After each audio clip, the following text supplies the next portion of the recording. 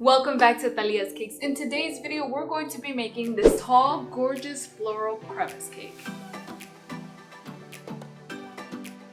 If you're new here, welcome. Thank you so much for clicking on this tutorial. If you enjoy fun cake decorating and other cake related stuff, you might want to consider hitting that subscribe button so you don't miss out on another video.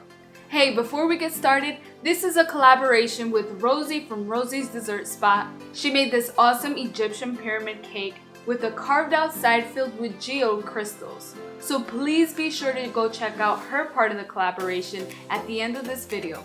I will be leaving the link to her video down below in the description. So I already went ahead, stacked and coated this 6-inch cake in some buttercream. And then I placed it into the refrigerator for 30 minutes to harden up. Once that was done, I took it out and started carving out some of the cake like this using a sharp paring knife. And then I dug it out using a spoon.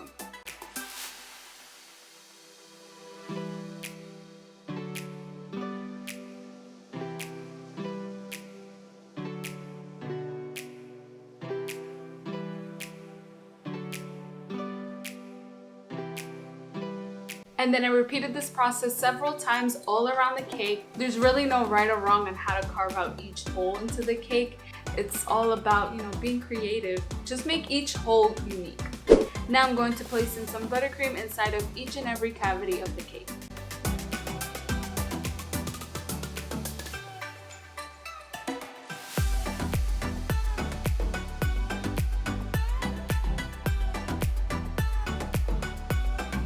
And for the areas that you find a little bit more difficult to get in there with your spatula, I just recommend grabbing a little bit of buttercream with your finger and filling it in.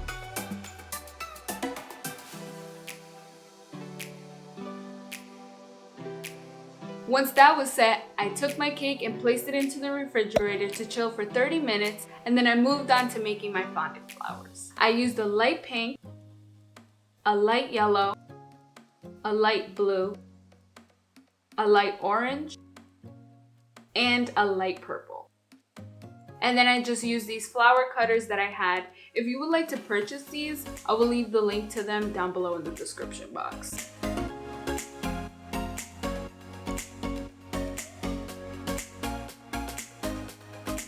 And just so you know, every time you do purchase something with the link that I use down below, your girl gets a little commission. So if you want to buy something, buy it all from me and help your girl out, okay? So to do less work, I would highly recommend you punching out all the flowers first and then placing down a piece of plastic wrap, placing on all your flowers, and then get a little bit of Crisco, zap them up a little bit with that so you can moisturize it a little bit, and then get another piece of saran wrap, cover that so it doesn't dry out. Smart, right? And then you can just stack them onto the cake. Once all of them were cut out, I took out my cake out of the refrigerator and I just began to place the flowers on like this.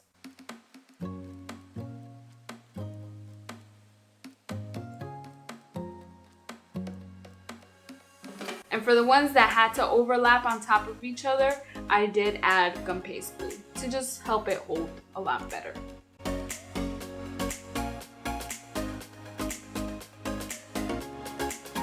And then for the sprinkles, I added some of them on with my fingers, and then I realized using a wet brush and then placing them on worked way better. And it was a lot easier that way.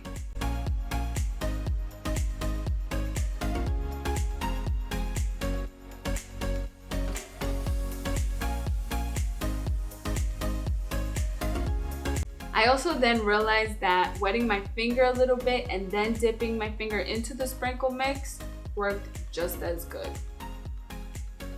And then not until I got to the third cavity, I got a little smarter. I was like, hold up. Doesn't it make more sense to just put the sprinkles on the cake first and then add the flowers instead of trying to go around each flower? Like, come on, Thalias. So that's what I ended up doing. So I highly recommend you start with putting the sprinkles on first and then putting the flowers. The girl was learning as she was going.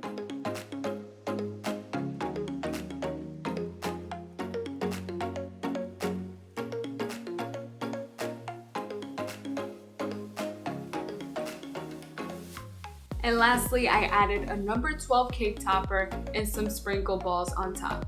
It was a very simple idea, but also very time consuming. So get ready, prepárate, because your hands are going to be working, okay? I really wanted to add some silver leaf to the cake, but your girl didn't have any, so I didn't. I just know it would have been a really nice touch, so if you have silver leaf, I highly recommend you putting it on. If you do give this cake a try, please tag me on my Facebook or my Instagram because I would love to share your work with everyone else. If you enjoyed this video and you learned something new, please give it a thumbs up and share with a friend. I would really appreciate it. And for my new people, click over here on the circle button to subscribe to my channel so you don't miss any more cool videos like these, or like these, or like these. Oh, and don't forget to go check out Rosie's part of the collaboration. I will be leaving her link down below in the description box. Thank you so much. God bless.